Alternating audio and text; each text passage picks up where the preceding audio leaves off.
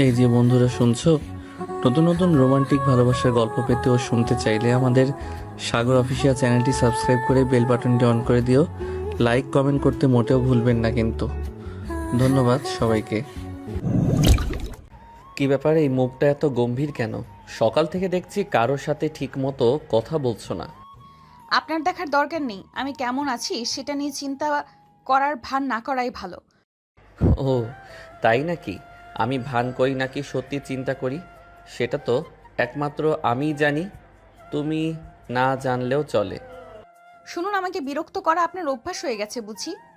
আমি আপনার ভাবির ছোট বোন বলে যে সব সময় আমার পেছনে লাগবেন সে আশা বাদ দিন। আরে বাহ, রাগ করলে তোমাকে আরও সুন্দর লাগে, তাই তো বারবার রাগানোর ইচ্ছে হয়।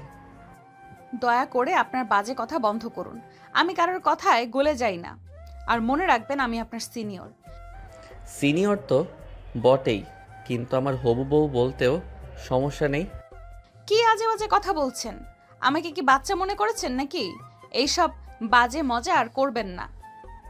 মজা নয় তুলি ম্যাডাম, সময়ই প্রমাণ করবে আমি কি বলতে চাই। তুলি আর এক মুহূর্ত দাঁড়ালো না। বিরক্তি আর রাগে পা ঠুকতে ঠুকতে চলে গেল। আর ঈশান দাঁড়িয়ে থেকে তার চলে যাওয়া পেছন দিকে তাকিয়ে ছোট্ট একটা হাসি দিয়ে ফিস ফিস করে বলল, রাগী হবু বউ, আমি তোমার রাগকেও ভালোবাসতে শিখে ফেলেছি। তুলি সোজা হেঁটে চলে এলো রান্নাঘরের দিকে। তার মুখে রাগের লাল, চোখে আগুনের মতো ঝিলিক। হাতের বালতি নামিয়ে তীব্র স্বরে তার বোনকে বলল, আপু, তোর দেবর ঈশানটা এত ফাজিল কেন? সব সময় আমার পেছনে লেগে থাকে, ছোট ছোট দুষ্টুমি করে রাগ বাড়িয়ে দেয়। আর তার থেকেও বড় কথা, তুই নাকি আমার বিয়ে দিচ্ছিস সেই ফাজিলের সাথে। তুলির বোন ঈশানের ভাবি একটু হেসে তুলির দিকে তাকালো। ওর মুখের বিরক্তি দেখে হাসি চেপে রাখতে পারছিল না। তুই কেন ওকে পছন্দ করিস না বলতো? ও তো খারাপ ছেলে নয়, খুবই ভালো ছেলে। ওর যত্নশীল মনটা তুই হয়তো বুঝিস না। তুলি দুহাত কোমরে রেখে যেন রাগে ফেটে পড়ল। ভালো না চাই, ওকে দেখলেই আমার গা জ্বলে যায়। সিনিয়র আমি, অথচ সে আমাকে তুমি করে কথা বলে। বেয়াদব একটা। আর তুই বলিস ও ভালো? তুলির বোন এবার হেসে ফেল। একটু কাছে এসে তার রাগী বোনের কাঁধে হাত রাখল। আরে বোকা মেয়ে, তুই যে ওর হবু বউ, তাই তো সে তুমি করে বলে। তুই তো রাগে পাগল হয়ে আছিস। তুলি মুখ ঘুরিয়ে দাঁড়িয়ে থাকলো, তার চোখে বিরক্তি আর অস্বীকার। আমি কখনোই ওকে বিয়ে করব না, বুঝলি? ওকে আমার একটুও পছন্দ না। তুই আর যাই করিস, এই ফাজিল ছেলের সাথে আমার বিয়ে দিতে পারবি না। তুলির বোন এবার একটু থেমে গিয়ে গম্ভীর স্বরে বলল, দেখ তুলি, এখন হয়তো তুই বুঝিস না, কিন্তু যেদিন বুঝবি সেদিন তুই নিজেই বলবি ঈশানের মতো কাউকে পাওয়াটা আমার ভাগ্যের সৌভাগ্য ছিল।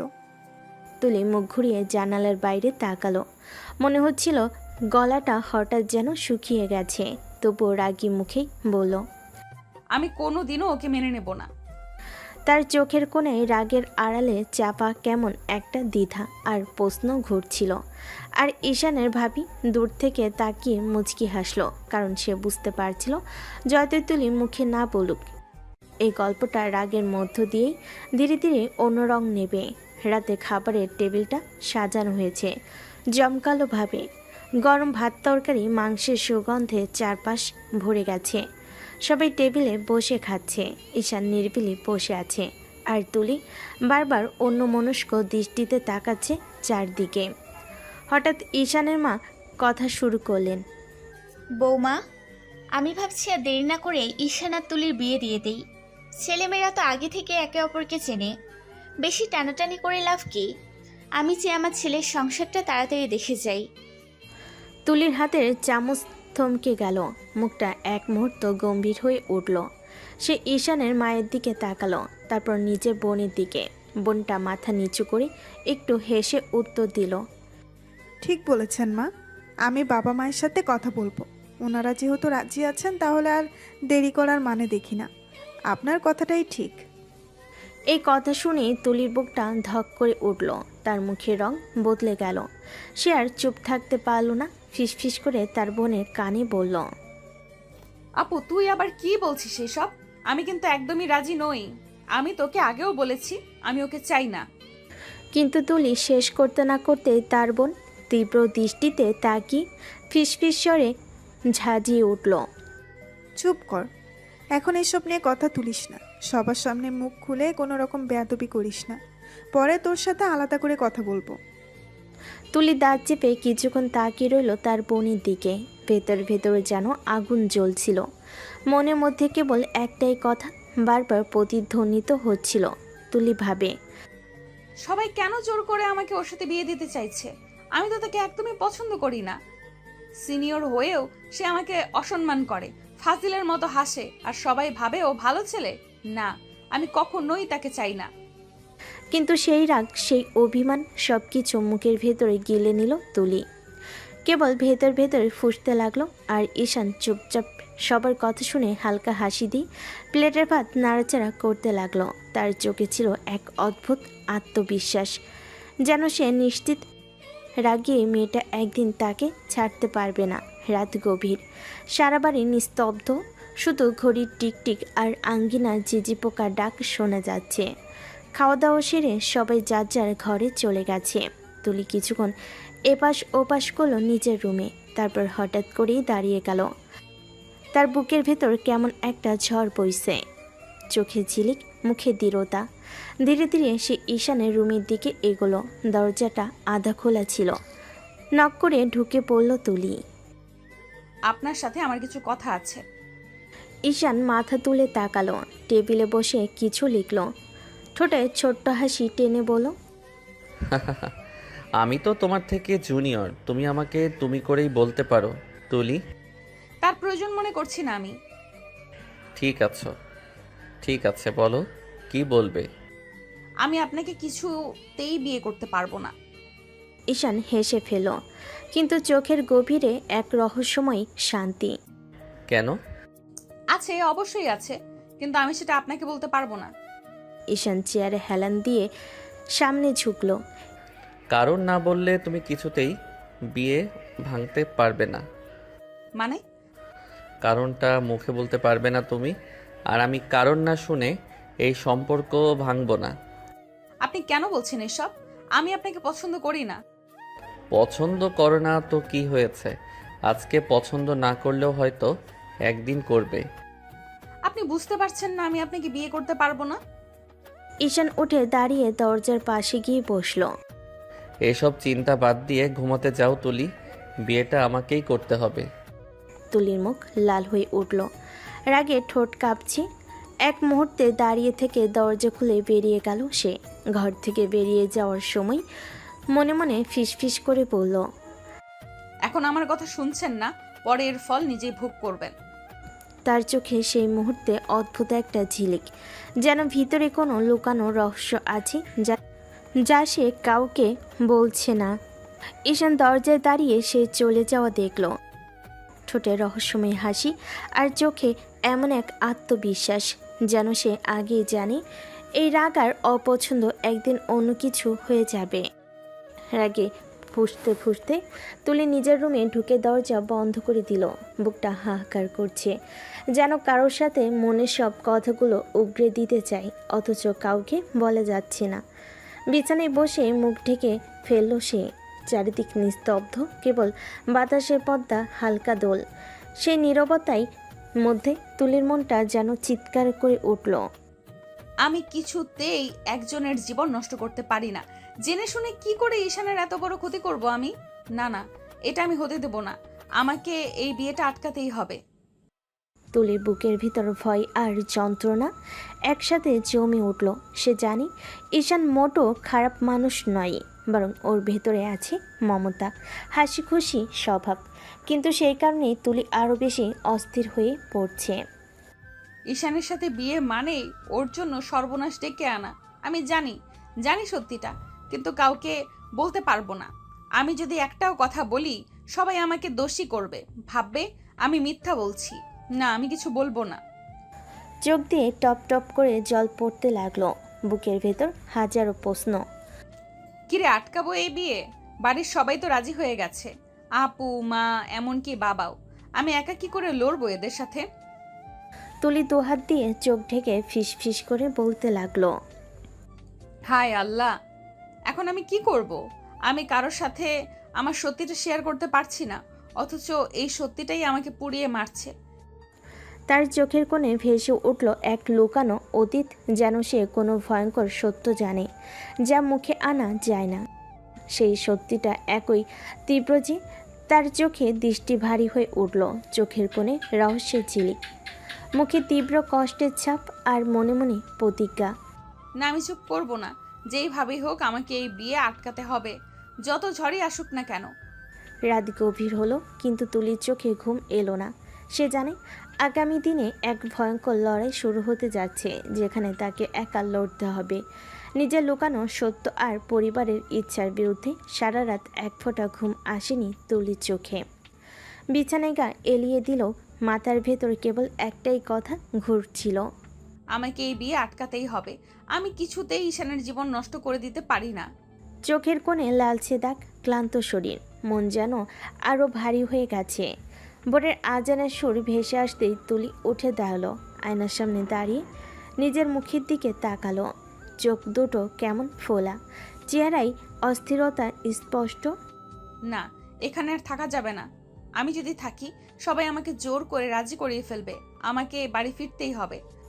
সকালবেলা হালকা রোদ জানালার ফাঁক দিয়ে ভেতরে ঢুকছে। তুলি সোজা পায়ে হেঁটে চলে গেল তার বোনের রুমে। আপু, আমি বাড়ি চলে যাচ্ছি। বিছানা গুছাতে গুছাতে বোন চমকে তাকালো। কেন? এত ভোরে চলে যাবে কেন? হঠাৎ কি হলো? তুলি চোখ নিচু করে তাকিয়ে রইল, কণ্ঠে এক অজানা অস্থিরতা।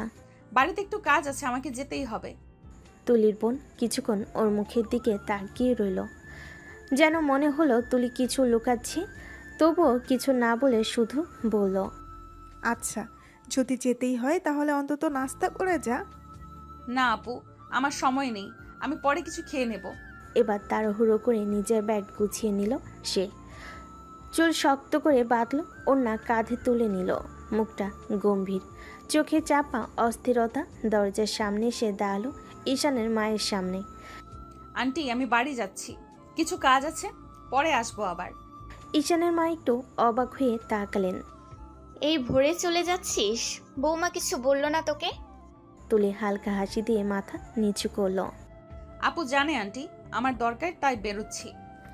কথাটা বলে আর এক মুহূর্ত দাঁড়ালো না, সোজা গেটের বাইরে চলে গেল। কিন্তু তার চোখে তখনও স্পষ্ট একটা লুকানো সত্যি, যা সে কাউকে বলতে পারছে না। হয়তো সেই সত্যিটাই তাকে সারা রাত জাগিয়ে রেখেছিল, হয়তো সেই সত্যিটাই তাকে অবদ্ধ করেছে এই বিয়ে আটকানোর জন্য। আর ভেতরে ভেতরে ঈশানা তার রুমে বসে জানালার ফাঁক দিয়ে তাকিয়ে রইল, ঠোঁটে মিলান হাসি, চোখে এক অদ্ভুত দৃঢ়তা, যেন সে জানে এই গল্প এখানেই থেমে যাবে না। ভোরবেলা হুড়মুড় করে ঘরে ঢুকলো তুলি, সারা রাত জেগে থাকায় ক্লান্তি মুখে স্পষ্ট, চোখে লালাভা, কণ্ঠে তীব্র অস্থিরতা। মা বসেছিলেন ড্রয়িং রুমে, সকালের চায়ের কাপ হাতে। হঠাৎ মেয়েকে দেখে অবাক হয়ে তাকালেন। এই ভোরে চলে এলি কেন মা? কিছু বলবি না কাউকে? তুলি আর এক মুহূর্ত দেরি করলো না, সরাসরি সামনে গিয়ে দাঁড়িয়ে জোরে বলল, মা, তোমরা কেন আমার সাথে ঈশানের বিয়ে ঠিক করেছো? তোমরা কি সেই সত্যিটা ভুলে গেছো? মায়ের মুখের হাসি এক মুহূর্তে মিলিয়ে গেল, চোখে চাপা শঙ্কা, ঠোঁটে কাঁপুনি। কোন কথা বলছিস তুই? কোন সত্যি? তুলির বুক ধরফর করছে, মুখে ক্ষোভ জন্মে উঠছে। মা, এত বড় সত্যি তোমরা কি করে ভুলে যেতে পারো? তুমি কি সত্যিই ভুলে গেছো, নাকি ইচ্ছে করেই ভুলে থাকতে চাইছো? মায়ের হাতে কাপটা কাঁপতে কাঁপতে প্রায় পড়ে যাচ্ছিল। এক মুহূর্তে তিনি স্থির হয়ে গেলেন, তারপর গড়া গলায় বললেন, খবরদার, এই কথা মুখেও আনবি না আর কোনোদিন। যা চাপা আছে চাপা থাকতে দে। তুলির চোখ ভিজে উঠল, রাগ আর কষ্ট মিলেমিশে যেন বুকের ভেতর ফেটে পড়ছে। কেন মা, কেন আমাকে চুপ করাচ্ছ? তোমরা জেনে শুনে একজনের জীবন নষ্ট করছো, আমি কি চুপ করে সেটা দেখতে পারি? মায়ের চোখ এবার জলজল করছে, তিনি তীব্র দৃষ্টিতে তাকিয়ে উঠে দাঁড়ালেন। চুপ কর তুই, আমার মুখের উপর কথা বলবি না। যা হচ্ছে হতে দে, এটাই তোর ভালো হবে। তুলির বুকটা মোচড় দিয়ে উঠল। সে দাঁতে দাঁত চেপে মায়ের চোখে চোখ রেখে বলল, কারোর ক্ষতি করে কারোর ভালো হয় না মা। তুমি যতই বলো এটা আমার ভালো হবে, আমি জানি না, কিন্তু আমি এইটুকু জানি এই বিয়ে মানে ঈশানের সর্বনাশ। এক মুহূর্তে ঘরে নীরবতা নেমে এলো। মা আর মেয়ে দুজনেই নিঃশ্বাস ফেলে তাকিয়ে আছে একে অপরের দিকে। মায়ের চোখে ভয়ের ছাপ, মুখে গোপন আতঙ্ক, আর তুলির চোখে অগ্নিশিখার মতো প্রতিবাদ। সেই মুহূর্তে বোঝা যাচ্ছিল তাদের দুজনেই জানে সেই লুকানো সত্যিটা, কিন্তু দুজনের মুখে আনছে না একটা সত্যি যা প্রকাশ পেলে বদলে যেতে পারে সবার জীবন। সকালবেলা নরম রোদ উঠেছে আকাশের বুকে, পাখিরা কিচিমিচি করছে, কিন্তু ঈশানের মনটা আজ অকারণে ভারী হয়ে আছে। খাবার টেবিলে বসে হাতে চামচটা ঘোরাচ্ছিল সে, অথচ খাওয়ার দিকে কোনো মনোযোগই নেই। তার চোখের দৃষ্টি বারবার মূল দরজার দিকে চলে যাচ্ছিল, যেন ভেতরে ভেতরে অপেক্ষা করছিল তুলি আসবে কিংবা কোথাও থেকে বের হয়ে হঠাৎ সামনে দাঁড়াবে। কিছুক্ষণ পর ঈশানের ভাবি পাশের চেয়ারে বসে হালকা হেসে বলল, কি ব্যাপার, নাস্তা খাচ্ছ না কেন? ঈশান মাথা উঁচু করে হকচকিয়ে বলল, ভাবি, তুলি কোথায়? ওর তো আজ সকালে আমাদের সাথে একসাথে নাস্তা করার কথা। ভাবি নিঃশ্বাস ফেলে কফির কাপ নামিয়ে রাখলো। ও তো চলে গেছে সকালে, খুব ভোরেই রেডি হয়ে বলল বাড়িতে নাকি গুরুত্বপূর্ণ কাজ আছে, তাই চলে যাচ্ছে। কথাটা শুনি ঈশান যেন চমকে উঠল, থমকে গেল কয়েক মুহূর্ত। হাতের চামচ হঠাৎ টুপ করে প্লেটে পড়ে একটা শব্দ তুলল, তার সাথে একরাশ বিস্ময়, একরাশ কষ্ট ভেসে উঠল। চলে গেল? একবারও আমাকে বলল না? তার গলা শুকনো শোনালো। ভাবি একটু মৃদু হেসে বলল, হয়তো তাড়াহুড়ার কারণে বলতে পারেনি। কিন্তু ঈশানের বুকের ভেতরটা কেমন জানি হাহাকার করে উঠল। সে মনে মনে ফিসফিস করে বলতে লাগলো, আমি কি এতটাই অচেনা তোমার কাছে তুলি? একবার চোখে চোখ রেখে বলতেও পারলে না তুমি যাচ্ছ? আমি তোমার কাছে এতটাই অপ্রয়োজনীয়? তার চোখের ভেতরে একটা অদ্ভুত শূন্যতা ভর করলো। চামচটা সরিয়ে রেখে ধীরে ধীরে মাথা নিচু করলো সে। হঠাৎ মনে হলো যেন চারপাশের সব শব্দ থেমে গেছে, কেবল ভেতরের কষ্টটুকুই বাজছে তার কানে। খাবার টেবিলে সবার উপস্থিতি থাকলো, ঈশানের মনটা পড়ে রইল অন্য কোথাও। তুলির চলে যাওয়া যেন তার বুকের ভেতর অদেখা এক শূন্যতা ফেলে দিয়ে গেছে। সে বুঝতে পারছিল না ওর চলে যাওয়ার কারণটা কি সত্যি কোনো কাজ, নাকি ওর মনে আছে কোনো লুকানো সত্য যা আজও তার কাছে রহস্য হয়ে আছে। ঈশান মনে মনে প্রতিজ্ঞা করলো, তুমি যতই আমাকে এড়িয়ে যাও তুলি, আমি তোমার মনের লুকানো রহস্যটা একদিন বুঝবই। তুমি হয়তো বলতে চাইছো না, কিন্তু আমি সেই কারণটা খুঁজে বের করব। কারণ তোমাকে ছাড়া আমি নিজেকে কোনোভাবেই অসম্পূর্ণ মনে করি। দুপুরবেলায় বাড়ির ফোনটি বেজে উঠল। তুলির মা ফোন রিসিভ করতেই ঈশানের মা বলে উঠল, আপা, এবার তো বিয়ের দিন ঠিক করা অতি জরুরি। আমাদের বসে সময়টা ঠিক করে নিলে ভালো হয়। তুলির মা ফোনটা ধরতেই একটু নরম কণ্ঠে ভয়ে ভয়ে বলেন, জি আপা, অবশ্যই। ঈশানের মা বিস্মিত না ভরা আন্তরিকতায় বলেন, ঠিক আছে আপা, তাহলে আমরা কাল আপনার বাড়ি আসছি বিয়ের তারিখ ঠিক করতে। ঠিক আছে আপা। ফোনটা কেটে গেল, কিন্তু ফোন কাটার শব্দ সেই শান্তটাকে ভাঙল না, বরং ঘরের বায়ুটা আরও কড়া হয়ে এলো। তুলিমা ফোন রাখতে না রাখতেই তুলি ঢুকলো, চোখে ক্লান্তি আর মুখে অস্থিরতার ছায়া। শুনলো মা ফোনে কি বলেছে, বোঝাতে পারলো না। হঠাৎ করে সে চিৎকার করে উঠল, মা, তোমাদের কি হৃদয়ে একবারও আমার কথা আসে না? আমি তো তোমাকে কতবার বলেছি আমি এই বিয়েটা চাই না। তুমি কেন এত বদলাতেই একটা মানুষের জীবনকে ঝুঁকিতে ফেলতে চাও? তুলির মায়ের চেহারা সংকুচিত হয়ে গেল। তিনি নরম গলায় বলেন, তুলি, তোমাকে এসব নিয়ে চিন্তা করতে হবে না, সংসার গড়তে হবে। তুমি বিয়ের জন্য প্রস্তুত হও। এ কথাই তুলির রক্তকে জ্বালিয়ে দিল। তার গলায় আগুন ধরে উঠল। তুমি কিভাবে এত সহজে বলে দিচ্ছ প্রস্তুত হও? তুমি কি সেই সত্যিটা ভুলে গেছো? তুমি কি জানো তুমি কার জীবন নষ্ট করতে যাচ্ছ? মায়ের চোখে অস্বস্তির ছাপ, তিনি চুপ করে গেলেন। কিন্তু তুলি ভেতরে ভেতরে জ্বলে ওঠে রাগ, হতাশা আর এক অনিবার্য দগদগানি, সব একসাথে। সে ঘরে ঢুকে মেঝেতে রাখা কিছু জিনিস তুলে ধরে ছুঁড়ে মারতে লাগলো।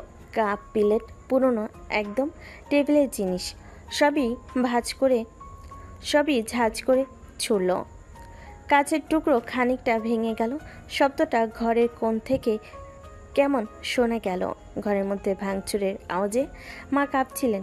তুলি থামল না, তার হাত কাঁপছিল, মুখ লাল, চোখে অশ্রু আর মাথার ভেতর অচেনা কোলাহল। এক মুহূর্তের জন্য বাইরে থেকে সূর্যের আলো কেবল নিজেই শান্তভাবে পড়ছিল, আর ভিতরে তুলি তার সব কষ্ট বের করে দেয়। কেউ না বুঝে তার রাগ, কেউ না জেনে তার নীরব ভয়ে।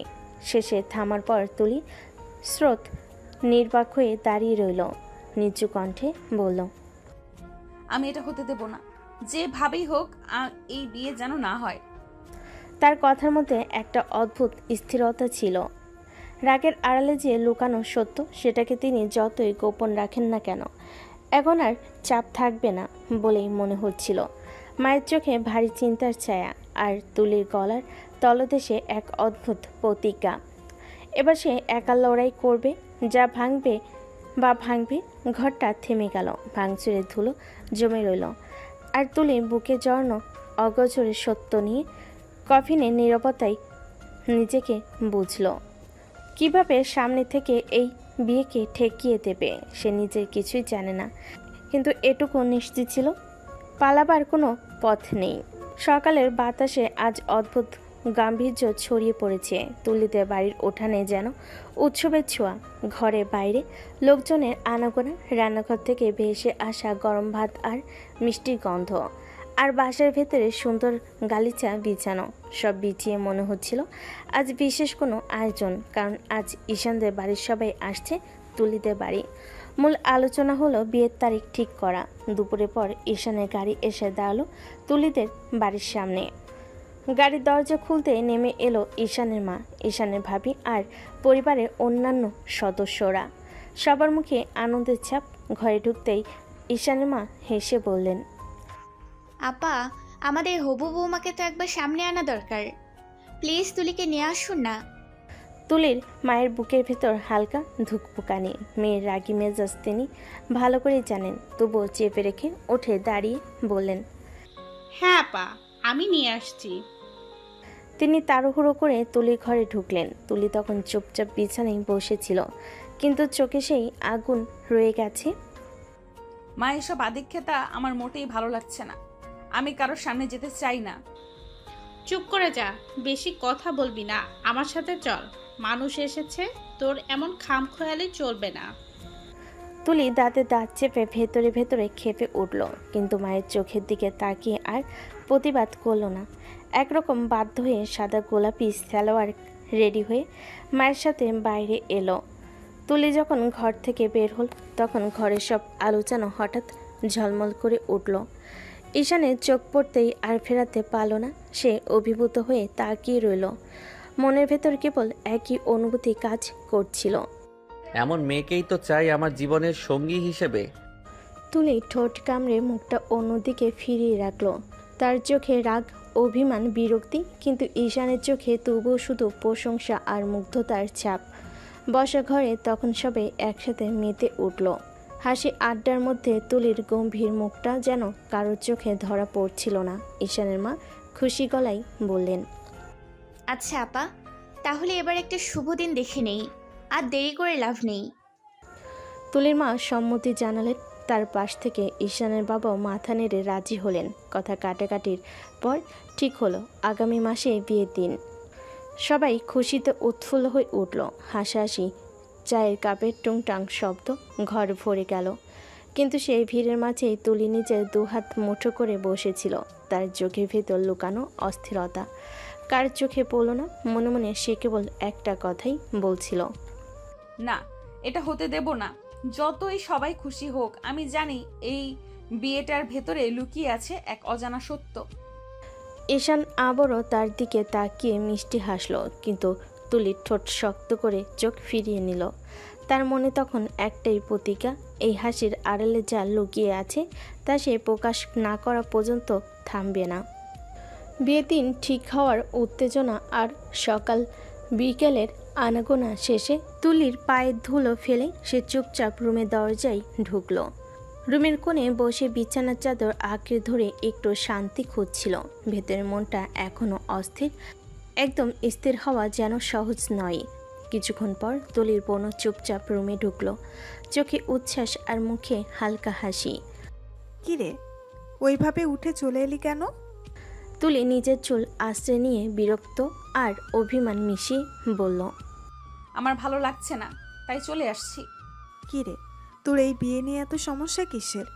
ভালো ছেলে, ভালো চাকরি, আর কি চাই? তুমি জানো না আপা, আমি কেন বিয়েটা করতে চাই না। তুলির বোনের কৌতূহল জেগে উঠল। মুখে কিছু বলার আগেই দরজার খুটখটানি শব্দ। তুলির মা প্রবেশ করল, চোখে এক অদ্ভুত কঠোরতা, কণ্ঠে গম্ভীরতা। তাড়াতাড়ি যা, তোর শাশুড়ি তো এখানে এসেছে, তোর শ্বশুর দেবর সবাই খেতে বসেছে, তারা কি মনে করবে? এখানে বসে কি করছিস? তুলির বড় বোন খানিকটা নরম গলার সঙ্গে মাথা নেড়ে বলল, আচ্ছা মা, ঠিক আছে, চলো আমরা তোদের আপ্যায়ন করি। মা হালকা হাসতে হাসতে বাইরে চলে গেলেন। বাড়ির বাকি সদস্যরা তখন রেডি হয়ে বসেছে খেতে। রুমে থেকে তুলি এবং তার বোন এখন ধীরে ধীরে নিচে নামলো। আঙ্গিনার রঙিন সাজসজ্জা, হালকা হাসি আর ভেতরের অদৃশ্য উত্তেজনা সব মিলিয়ে যেন এক উৎসবের ছোঁয়া। তুলি বোনের মন খুশি। এই সুন্দর খাওয়া দাওয়া, এই আপ্যায়ন, কেউ ভাববে না আমি কেন এত অস্থির। তুলি নিজের মনে বলল। তাদের পা ধীরে ধীরে আঙ্গিনায় নেমে এলো। সবাই হাসি মাখা চোখে তাকিয়েছিল। তুলির চোখে অস্থিরতা, মুখে অভিমান, কিন্তু ভেতরে লুকানো সত্য এখনও চুপচাপ অপেক্ষা করছে। এই আপ্যায়নের মধ্যে যেন সব কিছু শান্ত, সুন্দর এবং সাজানো। কিন্তু তুলির মন জানে এই দিনটি শুধুই খুশি দেখাবে, কিন্তু তার মনে লুকানো সত্য ফেটে পড়ার অপেক্ষায়। তুলি চুপচাপ বোনের হাত ধরল, ধীরে ধীরে এগোলো, কিন্তু ভেতরে তুলি জানে আগামী দিনে এই সুন্দর ছদ্মমায়ের পর্দার আড়ালে এক ঝড় বয়ে যাবে। 1 মাসের অপেক্ষার পর আজ সেই দিন। ঘর জুড়ে সাজসজ্জা, আলো আর ফুলের গন্ধ, নাচ গান, মেহেদি, গায়ে হলুদ আর বিয়ের আচার শেষ হয়ে এখন নতুন কোণে তুলি এসেছে ঈশানের ঘরে, তার জীবনের নতুন অধ্যায়ে। রাত গভীর হয়ে এসেছে। জানালার বাইরে পূর্ণিমার আলো নীরবে বিছিয়ে আছে। ঘরের ভেতরে লাল সোনালির সাজে রাঙ্গানো খাট আর মোমবাতির আলোতে তুলি যেন অন্যরকম হয়ে উঠেছে। তার মুখে মেহেদির গন্ধ, চোখে ভারী কাজল আর ঠোঁটে অদৃশ্য হাসি বিদ্যমান। ঈশান ধীরে ধীরে দরজাটা বন্ধ করে তুলির কাছে এসে দাঁড়ালো। এক মুহূর্তের জন্য শুধু তাকিয়ে রইল সেই কঠিন, সিনিয়র আর রাগী মেয়েটা এখন তার সামনে বসে আছে বসে যে। ঈশান মৃদু হেসে নরম গলায় বলল, তুমি তো সত্যি সত্যি আমার বউ হয়ে গেলে। তুলি ঠোঁট কামড়ে চোখ নিচু করল। ভেতরে এক অদ্ভুত ঝড়, গলার স্বরটা কেঁপে উঠল। এটাই আমার জীবনের সবচেয়ে বড় ভুল হলো। ঈশান একটু চমকে গেল, থামলো না, চোখে একরাশ মায়া আর অভিমান নিয়ে হাসলো। তোমাকে পেলে জীবনের সব ভুলই আমার কাছে সঠিক বলে মনে হবে। তুলি মুখ তুলে 1 সেকেন্ড ঈশানের চোখের দিকে তাকালো। সেই চোখে অদ্ভুত ভালোবাসা, কিন্তু তার নিজের চোখে অজানা একটা ছায়া। এই ভুলের জন্য কোনো দিন যেন আফসোস না হয়। কখনোই আফসোস হবে না আমার। তুমি আমার জীবনে থাকলেই সব ঠিক হয়ে যাবে। ঈশান মৃদু হাসলো, হাত বাড়িয়ে তুলির হাত ধরল। তুলি ঠোঁট কামড়ে নীরব হয়ে গেল। বাইরে বাতাসের শব্দ, ভেতরে কেবল নিস্তব্ধতা।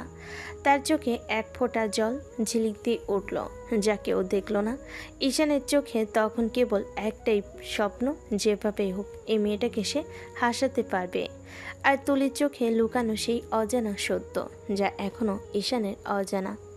বাসরের বাতাস হালকা মোমবাতির ধোঁয়া ভেসে যাচ্ছিল।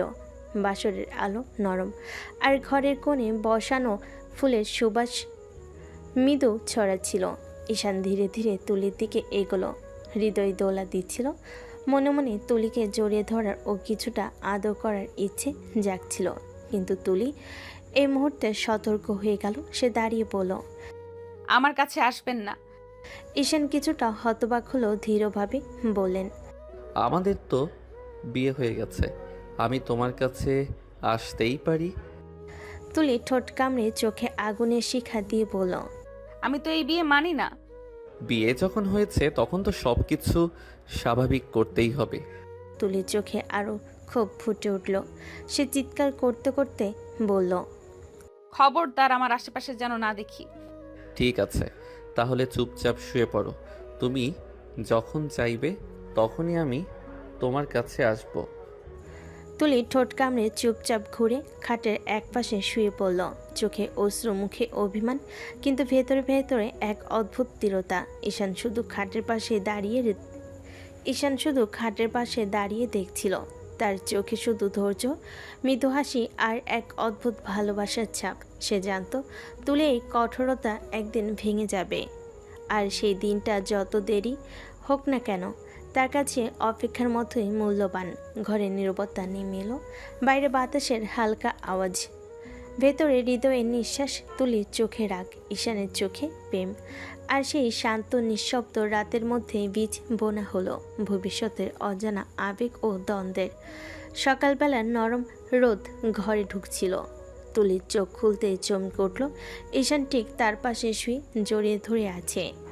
তার হাত তুলির থেকে আলগা করতে চাচ্ছিল, কিন্তু ঈশান ধীরে ধীরে আরও গভীর করে জড়িয়ে ধরেছে। কি করছেন? ছাড়ুন আমাকে, আমি উঠবো। একটু তো আদর করতে দাওনি, তারপর আবার জড়িয়ে ধরতে দিচ্ছ না। এরকম করলে তো আমাকে সন্ন্যাসী হয়ে ঘুরে বেড়াতে হবে। তুলির ভেতরে অজানা আনন্দের ঢেউ বয়ে গেল। মনে মনে সে খুব হাসি পেল, কিন্তু মুখটা কঠোর রাখল। ঠোঁট চাপা দিয়ে চুপচাপ কাঁধ উঁচু করে শুয়ে রইল। ঈশান শুধু ধীরে ধীরে হাসল, আর তুলির কঠোর মুখের আড়ালে সে লুকানো হাসি বুঝতে পারছিল। সে জানত তুলির এই কঠোরতা, অভিমান, মুখের অভিব্যক্তি সবই এক ধরনের খেলাই। তুলি ভেতর ভেতরে ভাবল, এইভাবে আমাকে সন্ন্যাসী হওয়ার হুমকি দিচ্ছে, অথচ আমি কতটা আনন্দিত যা সে বুঝতে পারছে না। কিন্তু সব কিছুই মাঝে আমার চিন্তা কেউ বুঝবে না। সকালবেলা নরম আলো, ঈশানের কোমল হাত এবং তুলির গোপন হাসি, সব মিলিয়ে যেন ঘরে একটা নিস্তব্ধ রোমাঞ্চের অনুভূতি ছড়িয়ে দিল। সকালের আলো নরম হলো, তুলির মনটা চাঙ্গা হয়ে উঠছিল। দ্রুত ফ্রেশ হয়ে তুলি রান্নাঘরে হেঁটে গেল। সেখানে সে দেখল তার বোন আর ঈশানের মা ব্যস্তভাবে রান্নার কাজে নিমগ্ন। খুশির মিশ্রণ ভাসছিল ঘরে, আর হালকা হো হো শব্দে কাটছিল শান্ত সকাল। তুলি যেতেই ঈশানের মা চোখ মেলেন এবং অবাক সুরে বলেন, তুমি এত সকাল সকাল উঠে পড়েছো কেন বৌমা? আন্টি, এখন তো বেলাই হয়ে গেছে। এই শব্দ শুনে ঈশানের মা হঠাৎ রেগে গেলেন। চোখে অদ্ভুত কঠোরতা, কণ্ঠে ঝরঝরে গম্ভীরতা। খবরদার, আমাকে আন্টি বলবি না। আমি তোর শাশুড়ি, আর শাশুড়িকে মা বলে ডাকতে হয়, জানিস না? তোর বোন কি আমাকে আন্টি বলে ডাকে নাকি মা বলে ডাকে? তুলি এক মুহূর্তের জন্য চুপ, গলায় একটু কণ্ঠ কমিয়ে বলল, সরি আন্টি। না মানে আসলে সরি মা। এই মুহূর্তে তুলির বোন আর ঈশানের মা দুজনেই হেসে ফেলেন। হাসি রেশ ঘরে ভেসে উঠল। ঈশানের মা আবার মুখে হালকা কঠোরতা বজায় রেখে বললেন, ঠিক আছে, এখন থেকে মা বলবি, অন্য কোনো কথা আমি শুনতে চাই না। তুলি মৃদু মাথা নেড়ে মুচকি হাসল। ঘরে সেই আনন্দময়তা, হাসি আর হালকা ছটফট ভাব, সব মিলিয়ে সকালটা আরও সুন্দর হয়ে উঠল। এরপর তারা তিনজন গল্প করতে করতে নাস্তা বানাতে লাগলো। ঘরে ভেসে আসছিল মিষ্টি কথোপকথন, হাসি ঝিলিক, আর তুলি নিজেও ভেতরে ভেতরে খুশি হলো। সকালের নরম আলো ঘরে ভেসে আসছিল। ঈশান ফ্রেশ হয়ে রান্নাঘরের দিকে হেঁটে এলো। এক নজর তাকাতে দেখলো তুলি, তার মা আর তুলির বোন হাসি মুখে গল্প করছে।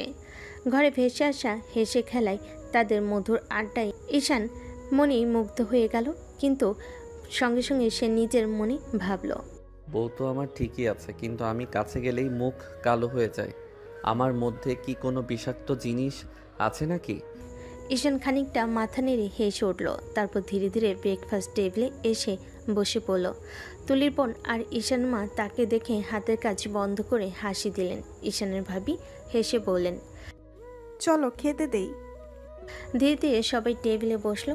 নরম আলো, হালকা কথোপকথন আর হাসি ঝিলিক, সব মিলিয়ে সকালটা আনন্দঘন হয়ে উঠল। তুলি যতটা কঠোর মুখ রাখলেও ঈশানের কাছ থেকে একাধিক চাঞ্চল্যকর নজর এড়াতে পারল না।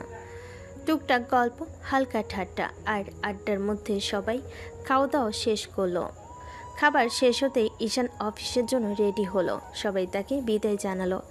ঈশান দরজা থেকে চুপচাপ তাকিয়ে দেখল তুলি তার বোন আর মায়ের সঙ্গে হাসি খুশি আড্ডায় মেতে আছে। তারপর ধীরে ধীরে অফিসের পথে রওনা হলো।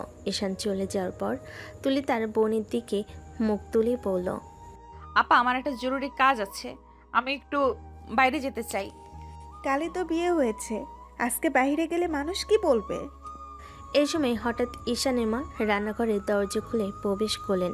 চোখে শান্তি, কণ্ঠে স্নিগ্ধ কঠোরতা। আরে বৌমা, কি বলো এসব? ওর দরকার হয়েছে, ও বাইরে যাবে, এতে আমাদের কোনো সমস্যা নেই। তুমি ওকে কিছু বলো না। তুলিমা, তুমি যাও। তুলি কিছুক্ষণ চুপচাপ তার বোনের দিকে তাকালো। তারপর ধীরে ধীরে ব্যাগ নিয়ে রাস্তায় বের হয়ে গেল। ঘরের ভিতরে হালকা নীরবতা নেমে এলো। তুলি বাইরে গেলে তার বোন একটু শিথিল হয়ে হেসে ফেলল। এই মেয়েটা কত কঠোর মনে হলেও মনটা ভীষণ নরম। তুলির পায়ের নিচে ধুলো উঠছে, রোদ নরমভাবে পড়ছে, আর তার মন দ্রুত কাজ করছে। জরুরি কাজটা সফল করতে হবে, কিন্তু সেটা কিভাবে হবে সে এখনও ভাবছে। বাইরে বেরিয়ে তুলি ধীরে ধীরে শহরের পথে হাঁটতে লাগলো। মনে মনে বলল, আজকে আমার কাজটা শেষ করতে হবে, কিন্তু কেউ যেন সত্যিটা না জানে। সকালে রোদ নরমভাবে ছাদে পড়ছিল, কিন্তু তুলির মন একদম অস্থির। সেসব কাজ করতে হবে, তা আর দেরি করা চলবে না। ধীরে ধীরে সে হাসপাতালের দিকে হাঁটতে লাগলো। ধুলো উড়ছিল, রাস্তায় মানুষ চুপচাপ চলছিল, কিন্তু তুলির মনে অদ্ভুত উত্তেজনা এবং দ্বন্দ্ব ঘুরপাক খাচ্ছিল। হাসপাতালের প্রধান কক্ষে দরজা খুলে তুলি ঢুকতেই চোখে পড়ল ডক্টর রোমানের পরিচিত মুখ। ডক্টর রোমানা চমকে উঠে বলেন, কি ব্যাপার তুলি, তুমি হঠাৎ এই সময় এখানে?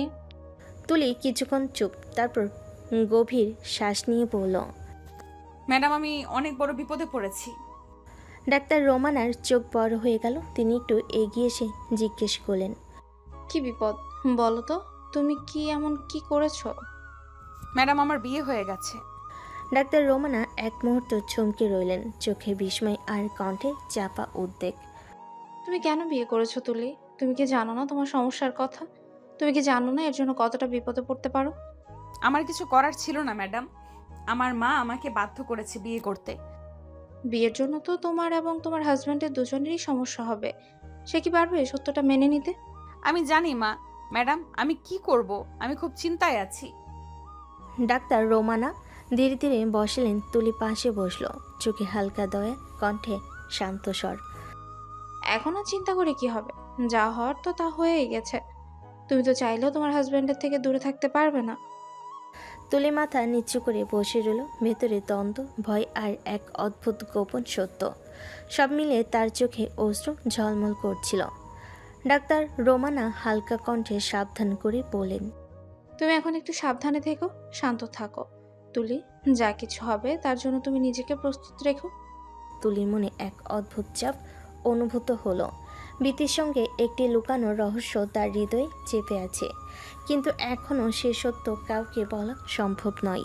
তুলি ধীরে ধীরে মাথা নিচু করে চুপচাপ বসে রইল, যেন এক অদৃশ্য যুদ্ধে তার মন নীরব যুদ্ধ করছে। হাসপাতালের নিরিবিলি কক্ষে এই নীরবতা যেন সেই গোপন রহস্যের প্রতিফলন। বিকেলে নরম আলোয় রাস্তাটা ফাঁকা। হাসপাতালের সামনে তুলি দাঁড়িয়ে, ব্যাগটা কাঁধে ঝুলিয়ে ধীরে ধীরে বেরিয়ে আসছিল। মুখে ক্লান্তি, চোখে এক অদ্ভুত উদ্বেগ। ঠিক সেই সময় ঈশানের গাড়ি ওদিকে ঢুকছিল। অফিস থেকে ফেরার পথে সে হঠাৎই তুলিকে হাসপাতাল থেকে বের হতে দেখল। দূর থেকেই চোখে কেমন অচেনা সন্দেহ আর বিস্ময় নিয়ে তাকিয়ে রইল। ঈশান গাড়ি থামালো না, শুধু চোখে রহস্য নিয়ে ভাবতে লাগলো। তুলি হাসপাতালে গেল কেন? ওর কি শরীর খারাপ না অন্য কিছু? বাড়িতে পৌঁছেই ঈশান গিয়ে সরাসরি তুলির রুমে দরজায় দাঁড়ালো। তুলি তখন কাপড় বদলাচ্ছিল। দরজা খুলে তুলি চমকে উঠল। তুমি হাসপাতালে কেন গিয়েছিলে? তোমার কি শরীর খারাপ?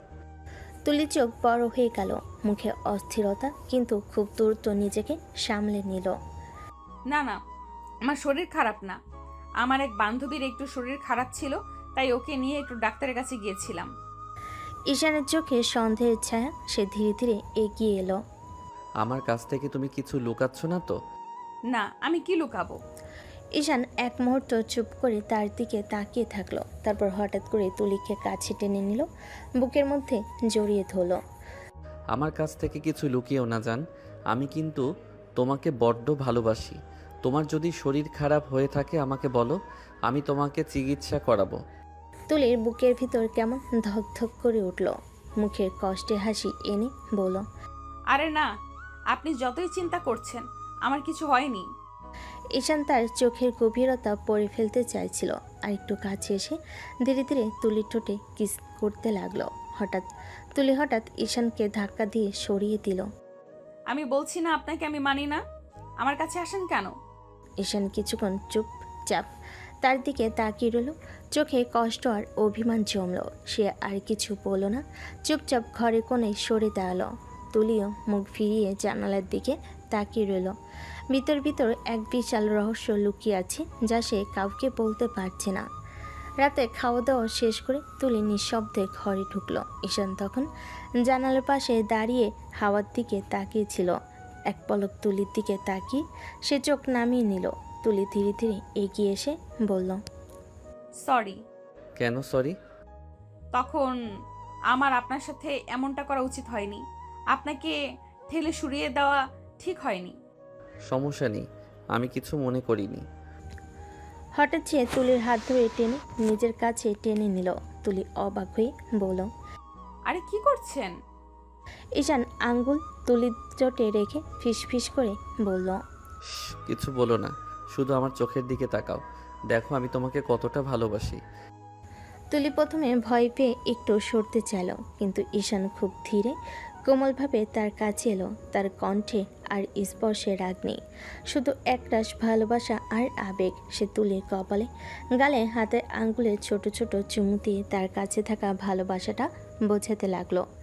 ঈশান ধীরে ধীরে তুলির ঠোঁটে কিস করতে শুরু করলো। তুলি চুপচাপ চোখ বুজে থাকলো। তার মনে দ্বন্দ্ব, ভয় আর অজানা অনুভূতি একসাথে ঘুরপাক খেতে লাগলো। তুলি মনে মনে ভাবলো, চেয়েও আমি শেষ রক্ষা করতে পারলাম না। আল্লাহ, এরপর কি লেখা আছে কপালে? ঈশান সারা রাত জেগে তুলিকে বুকের কাছে আগলে রাখলো, তার চুলে হাত বুলিয়ে আদর করলো, মাঝে মাঝে গালে চুমু দিয়ে ফিস করে বলল, আমি তোমাকে খুব ভালোবাসি, কখনো একা হতে দিব না। এই রাতটা হয়ে উঠল আবেগ, ভালোবাসা আর অনিশ্চয়তায় মরানো এক রাত, যেখানে দুজনেই অনুভব করলো তাদের সম্পর্কটা এখন নতুন এক মোড়ে দাঁড়িয়ে আছে। সকালবেলা হালকা রোদ জানালার ফাঁক দিয়ে ঘরে এসে ঢুকছে। ঈশান চোখ মেলে তুলির দিকে তাকিয়ে মুচকি হাসি এসে ঠোঁটে আস্তে করে চুমু দিল। ঈশান নরম গলায় বলল, কি ব্যাপার জান, উঠবে না আজকে? তুলি লজ্জায় তার বুকের মধ্যে মুখ লুকিয়ে ফেল। ঈশান হেসে বলল, এখন এত লজ্জা পাচ্ছ, কাল তোমার সব লজ্জা ভেঙে দিলাম। তুলি হালকা রাগের ভান করে ঈশানের বুকে মৃদু চাপড় মারল। আপনি আসলে খুব ফাজিল। আরে জান, কি করছো? ব্যথা পেয়ে গেলাম যে। তুলি আরও লজ্জা পেয়ে কুটিসুটি মেরে থাকলো। ঈশান হেসে তার চুলে হাত বুলিয়ে ধীরে ধীরে জড়িয়ে ধরল। দুজনের মাঝে একটা নরম মিষ্টি ভালোবাসার আবেশ ছড়িয়ে পড়ল। বিকেলবেলা তুলি তার বোনের রুমে ঢুকলো, চোখে হালকা চিন্তা, কণ্ঠে উৎকণ্ঠা। আপু, রেহানকে হোস্টেল থেকে কবে আনবে? ছেলেটা আমাদের বিয়েতেও আসতে পারলো না। তুলি বোন একটু হাসলো, তারপর শান্ত কণ্ঠে বলল, আরে রেহানের তো পরীক্ষা ছিল, তাই ও আসতে পারেনি। এত চিন্তা করিস না, 1 সপ্তাহ পরে ওর স্কুল ছুটি দিবে, তখন এসে থাকবে কিছুদিন। তুলি একটু শান্ত হলো, কিন্তু চোখে আবারও মিথ্যা মিশ্রিত উদ্বেগ ঝলমল করতে লাগলো।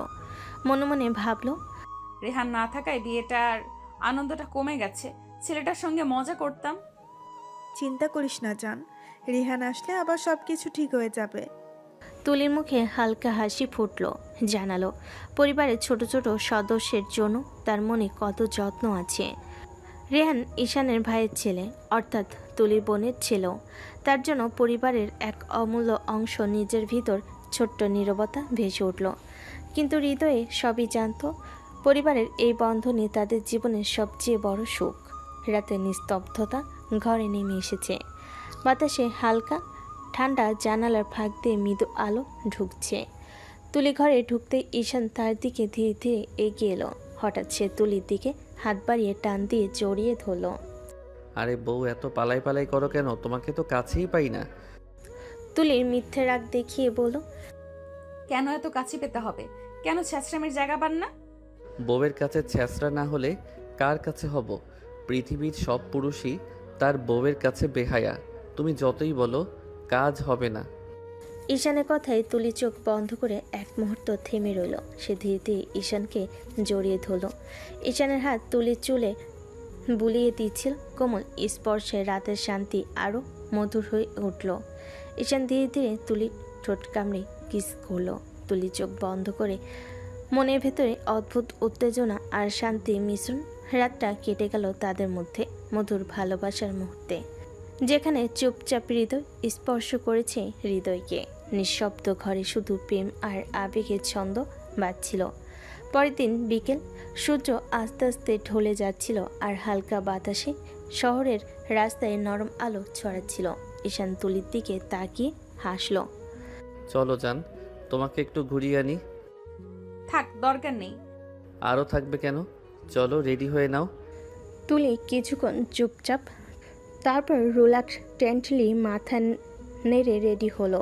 কিছুক্ষণ পরে দুজনেই বের হলো। শহরের বিভিন্ন সুন্দর জায়গায় ঘুরতে ঘুরতে হাত ধরে হাত মিলিয়ে তারা চলে।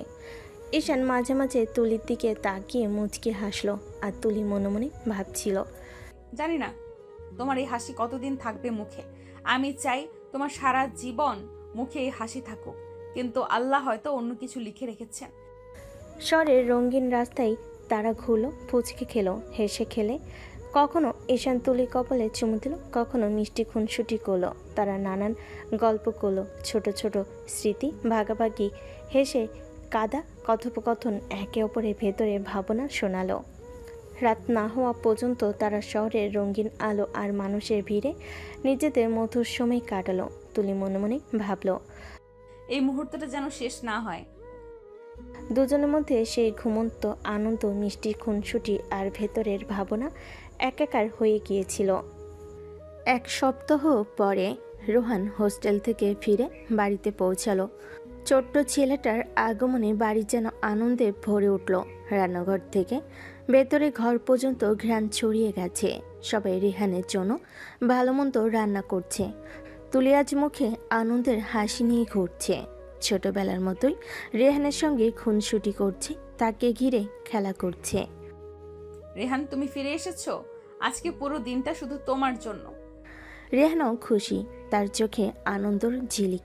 সে মায়ের কাছে দৌড়ে গেল, খালামণির কোলে গিয়ে বসলো আর তুলির হাত ধরে হাসলো। রেহান শুধু আমারই নয়, এই বাড়ির চোখের মণি। বাড়ির সবাই মিলে আনন্দে হেসে খেলল।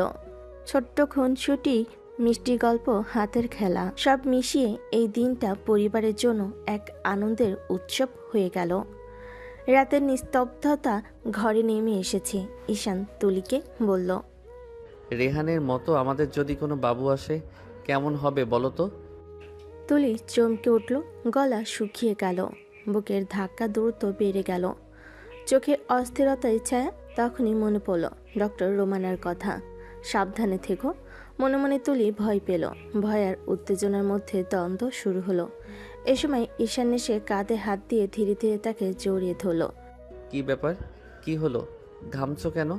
তুলি লজ্জার ভয়ের কারণে কণ্ঠ খুঁজে পেল না, কিছু না বলার ভান করলো। কিছু না, কিচ্ছু না। ঈশান চুপচাপ তার কথার মানে বুঝতে চাইল। হাত বুলিয়ে বলল, চুপচাপ থেকো না জান, আমি জানি তুমি ভয় পাচ্ছ। কি হয়েছে বলো আমাকে। কিন্তু তুলির মন আজ অস্থির। ঈশানের কোমল কথাগুলো কানে গিয়ে পৌঁছায় না, শুধু মনে ভয়ের ছায়া। সে ভেতরে জানে যা হচ্ছে তা সুন্দর, কিন্তু কিছু একটা গোপন চিন্তা তার শান্তি নষ্ট করছে। রাতটা কাটলো এভাবেই। ঈশান পাশে বসে জড়িয়ে ধরে এবং তার জন্য ধীরে ধীরে মিষ্টি মায়া প্রকাশ করলো। আর তুলির মন ভেতরে ভয় আর উত্তেজনার দ্বন্দ্বে ঘুরপাক খেলো। 2 মাস কেটে গেছে। তুলির মধ্যে এখন এক অদ্ভুত ক্লান্তি, শরীরের অস্থিরতা। সে কারোর কাছে কিছু বলেনি। সেদিন দুপুরে হঠাৎ করে রান্নাঘরে পানি নিতে গিয়ে তুলি মাথা ঘুরে মেঝেতে লুটিয়ে পড়ল। তুলি জান, চোখ খোলো তুলি। হৃদয় কেঁপে উঠল ঈশানের। তাড়াহুড়ো করে কোলে তুলে গাড়িতে তুলল। আমার জানের কিছু হলে আমি বাঁচবো না। সে সরাসরি ক্লিনিকে নিয়ে গেল। ডাক্তারের কেবিনে ঈশান আর তুলি। তুলি নিস্তেজ। ডাক্তার হেসে বলল, অভিনন্দন মিস্টার ঈশান, আপনার ওয়াইফ প্রেগনেন্ট। শুনে ঈশানের চোখ ভিজে গেল খুশিতে। মুখে সেই শিশুসুলভ আনন্দের ঝিলিক। সে এক লাফে তুলির হাত ধরে ফেলল। তুমি শুনছো জান, তুমি মা হবে, আমি বাবা। আল্লাহর কাছে যত শুকর করি কম হবে। তুলি ধীর চোখে ঈশানের মুখের দিকে তাকালো, কিন্তু তার বুকের ভিতর কেমন যেন কেঁপে উঠল, যেন কোনো অজানা ঝড়ের পূর্ব আভাস পাচ্ছে। ঠিক তখনই দরজা ধীরে খুলে গেল। ভেতরে ঢুকলেন ডাক্তার রোমানা। তুলিকে দেখে তিনি একবারে থমকে গেলেন। মুখের রং ফ্যাকাশে হয়ে গেল। তারপর অন্য ডাক্তারকে টেনে আলাদা করে ছোট্ট গলায় বলেন, এই মেয়ে, এই তুলি, এখানে কেন? অন্য ডাক্তার একটু হেসে বলল, উনি প্রেগনেন্ট, আজ মাথা ঘুরে পড়ে গেছে। রোমানা চুপ করে গেলেন। চোখের ভিতরে ভয় নেমে এলো। মনে মনে যেন গর্জে উঠল একটাই প্রশ্ন, এমনটা কেন হলো? আমি জানতাম ওর জন্য এটা বিপজ্জনক, তবু কিভাবে? তারপর নিজেকে সামলে নিলেন। ঈশানকে বলেন, মিস্টার ঈশান, আপনি কি একটু বাইরে যেতে পারবেন? আমি রোগীর সাথে কিছু কথা বলবো। ঈশান অবাক হলো, মাথা নাড়ল। ঠিক আছে ডাক্তার, তবে বেশি সময় নেবেন না, আমার জানের পাশে থাকতে হবে। সে বাইরে বেরিয়ে গেল। কেবিনে শুধু তুলি আর ডাক্তার রোমানা। রোমানার মুখে ভয় এবার স্পষ্ট। তুমি কি করেছো তুলি? তুমি জানো না তুমি কি বিপদ ডেকে এনেছো? আমি কিছু করিনি ম্যাম, আমি জানতাম না। আমি এখন কি করব? তুমি জানো না তোমার এই সমস্যা নিয়ে বাচ্চা হওয়া মানে মৃত্যুকে ডেকে আনা। এটা এক্ষুনি নষ্ট করে ফেলো প্লিজ। তুলি যেন বিদ্যুতের শক খেলো, চোখ বড় বড় হয়ে গেল। না না ম্যাম, আপনি কি বলছেন? আমার হাজবেন্ড এত খুশি হয়েছে, সে তো স্বপ্ন দেখছে। আমি কি করে? রোমানা ধীরে ধীরে চোখ নামিয়ে বললেন, খুশি হয়েছে ভালো কথা, কিন্তু যখন তুমি থাকবে না তখন সে বাচ্চা দিয়ে কি করবে তুমি বুঝতেছো না তো? এই বাচ্চা জন্ম দিতে গেলে তুমি মারা যাবে তুলি। তুলির ঠোঁট কাঁপতে লাগলো, চোখে জল চলে এলো। সে ফিস ফিস করে বলল, আল্লাহ, আমি কি করব এখন? কেবিনের বাতাস ভারী হয়ে গেল। রোমানা কেবল তাকিয়ে রইলেন তুলির দিকে, যেভাবে কেউ প্রিয়জনকে ধীরে ধীরে এক অজানা বিপদের মুখে যেতে দেখে। বিকেলবেলা হাসপাতাল থেকে বেরোতেই তুলির মুখটা অদ্ভুত এক আলো ছায় ঢেকে গেল।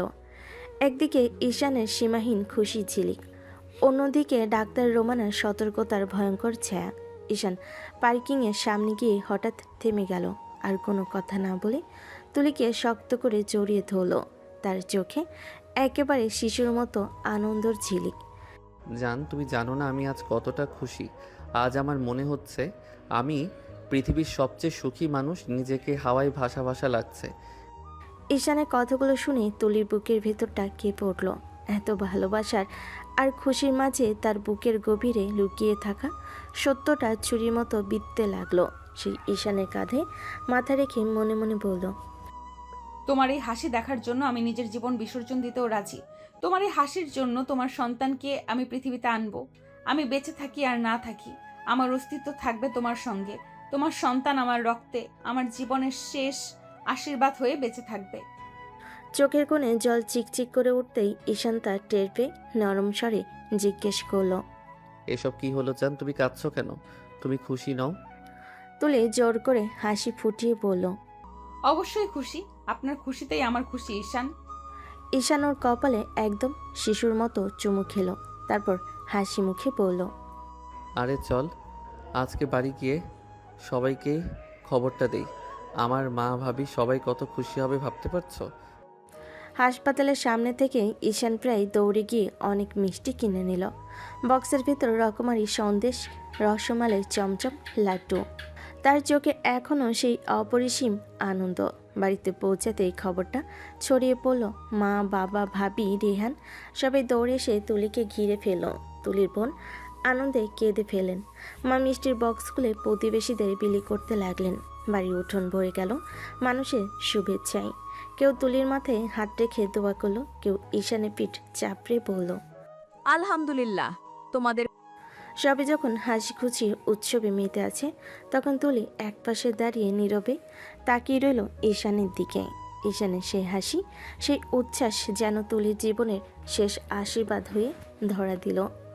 বুকের গভীরে লুকিয়ে রাখা ভয় আর যন্ত্রণা গিলে নিয়ে তুলি নিঃশব্দে প্রতিজ্ঞা করল, যাই হোক না কেন, এই খুশি আমি ভাঙতে দেব না। এই সন্তানকে আমি পৃথিবীতে আনবো, তোমার স্বপ্ন পূরণ করব ঈশান। তুমি যেভাবে খুশি হয়েছো আমিও সেভাবেই খুশি থাকবো, অন্তত আজকের মতো। বাড়ির পরিবেশে তখন শুধুই আনন্দ আর হাসির ঢেউ। চারিদিকে যেন সোনালি আলোয় ভরে গেছে, অথচ সেই আলোয় দাঁড়িয়ে তুলি একা একা বুকে চাপা দিয়ে রাখল তার ভয় আর ব্যথা, তার স্বপ্ন আর ত্যাগের সূক্ষ্ম এক দ্বন্দ্বের গল্প। দিনগুলো যেন চোখের পলকে কেটে যাচ্ছিল, কিন্তু সময় যত এগোতে লাগলো ততই বোঝা যাচ্ছিল তুলির শরীর আর আগের মতো নেই। একসময় যে মেয়ে সবার সঙ্গে হাসি ঠাট্টা করে উঠোন মাথায় করে রাখত, এখন সে প্রায় ক্লান্ত হয়ে পড়ে থাকে। হঠাৎ হঠাৎ মাথা ঘুরে যায়, অল্পতেই হাঁপিয়ে ওঠে। ঈশানদের রান্নাঘর ভরে ওঠে নানা ধরনের সুস্বাদু খাবারের গন্ধে। কখনো গরম ভাতের সাথে দেশি মুরগির ঝোল, কখনো দুধ সুজির পায়েস, আবার কখনো তাজা ফল। তুলি এসব সামনে পেলেও খেতে চায় না, মুখ ফিরিয়ে নিয়ে বলে, আমার ভালো লাগছে না মা, খেতে ইচ্ছে করছে না। ঈশানের মা মমতা ভরা চোখে গাছে বসে আদর করে বলেন, আরে মা, এভাবে না খেলে চলবে নাকি? তোমার জন্যই তো এত কিছু করছি। তোমার শরীরে খাবার না গেলে বাচ্চার কি হবে বলো? এক চামচ হলেও মুখে দাও মা। খেতে ইচ্ছে করছে না মা, পরে খাবো। ঠিক তখনই ঈশান এসে হাজির হয়। চোখ মুখ শক্ত করে বকাবকির ভঙ্গিতে বলল, জান এসব কি হচ্ছে? বারবার বলছি খেতে হবে, তবু শোনো না। তুমি যদি না খাও তাহলে আমি জোর করে খাওয়াবো। ঈশান খেতে ইচ্ছে করছে না বলছি, তুমি কেন এত জোর করছো? ঈশান রাগ ভরা সিনে মুখটা শক্ত করে বলল, তোমার ইচ্ছে অনিচ্ছার কথা এখন শোনা যাবে না। এখন তুমি শুধু আমার সন্তানকে আর নিজেকে নিয়ে ভাববে। আমার জান যদি খেতে না চায় তবুও খেতে হবে। এ কথা বলে সে হাতে তুলে নিল ভাতের থালা, চামচে ভাত মেখে একেবারে মুখের সামনে ধরল। মুখ খোলো, আমি খাওয়াচ্ছি। না খেলে কিন্তু রাগ করব। তুলি অনিচ্ছা সত্ত্বেও চোখ নামিয়ে দিল। একসময় হালকা একটা হাসি ফুটে উঠল মুখে। মনে মনে ভাবল, এভাবে রাগ করে খাওয়াই তবুও ভালো লাগে। ঈশান যত্ন করে একে একে খাইয়ে দিল। খাওয়া শেষে বলল, এই যে এখন ভালো লাগছে না? হ্যাঁ, ভালোই লাগছে। তাদের কথোপকথন দেখে বাবা মা দুজনেই মুগ্ধ দৃষ্টিতে তাকিয়ে থাকলেন। মা মৃদু হেসে বললেন, ঈশান, তুই ঠিকই করছিস বাবা। মেয়েরা কখনো কখনো একগুঁয়ে হয়, তখন জোর করেই যত্ন নিতে হয়। তুই এরকম যত্ন করলে আল্লাহর রহমতে সব ভালোভাবেই হবে। বাবা স্নেহ ভরা দৃষ্টি যোগ করলেন। হ্যাঁ, তুই ঠিকই করছিস বাবা। তুই যদি এভাবে পাশে সবাই হাসি মুখে আশীর্বাদ করে দিচ্ছিল, কিন্তু তুলি নীরবে একপাশে বসে মনে মনে ভাবছিল, এরা সবাই কতটা খুশি, কতটা আশাবাদী, অথচ আমি জানি না আমার ভবিষ্যৎ কেমন। আমি কি বাঁচবো নাকি এই সন্তানকে নিয়ে আমার জীবন শেষ হবে। তবুও আমি কারোর খুশি নষ্ট করব না। সবাই যেমন আশা করছে আমি তেমনই লড়বো। তার ভেতরে ভয়টা আড়াল করে বাইরের দুনিয়ায় সে শুধু হাসি ছড়িয়ে দিল। সেদিন দুপুরে হঠাৎ তুলির মা চলে এলেন মেয়ের শ্বশুর বাড়ি। তুলির শাশুড়ি আর বোন তাকে বরণ করে নিলেন। বাড়ি জুড়ে তখন এক ধরনের আনন্দময় পরিবেশ। সবাই তুলিকে যত্ন করছে, ছোট ছোট কাজের জন্য তাকে দাঁড়াতে দিচ্ছে না।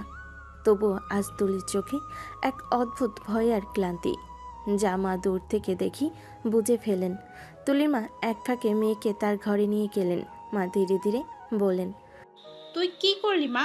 তুই তো জানিস তোর শরীরে কত ঝুঁকি। ডাক্তারও বলেছিল বাচ্চা নিলে তোর প্রাণের আশঙ্কা আছে। তুই তাহলে কেন এমন করলি? তুলি মাথা নিচু করে বসেছিল।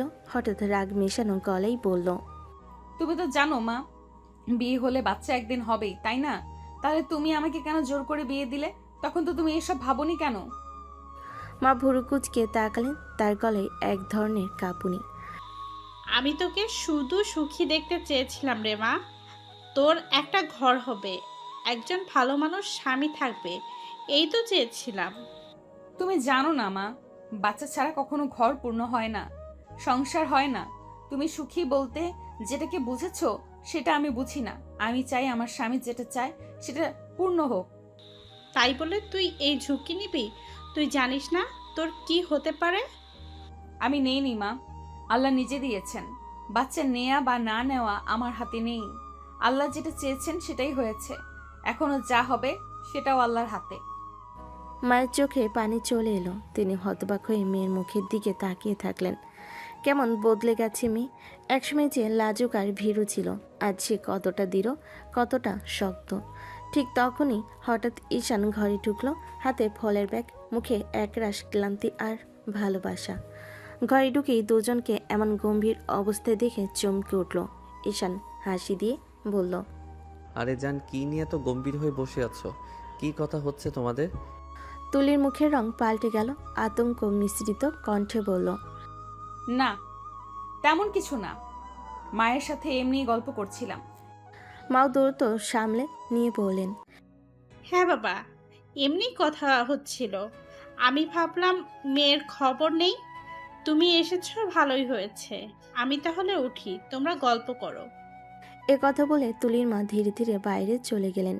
ঈশান ফলগুলো টেবিলে রেখে তুলির পাশে এসে বসল। কি রে জান, কেমন আছো? তুমি আজ এত চুপচাপ কেন?